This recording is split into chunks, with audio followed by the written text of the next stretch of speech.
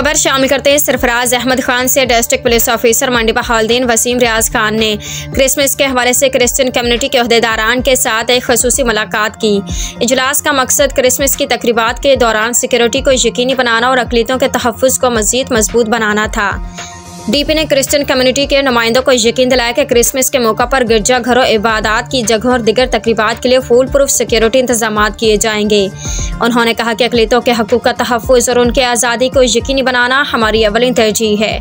इस मौका पर उन्होंने पुलिस के सिक्योरिटी प्लान की तफसीलात बताते हुए कहा कि अहम मकामात पर इजाफी नफरी तैनात की जाएगी, CCTV कैमरों की मदद से मॉनिटरिंग की जाएगी और दाखिली और खारजी रास्तों पर सख्त निगरानी रखी जाएगी। क्रिश्चियन कम्युनिटी के अहदेदारान ने DPO की कोशिशों को सराहा और क्रिसमस के मौका पर अमन व अमान बरकरार रखने के लिए पुलिस के साथ मुकम्मल ताउन की यकीन दहानी कराई। तहसील reporter Mulkwal Sarfaraz Ahmed Khan, MAT 20 news मुल्कवाल।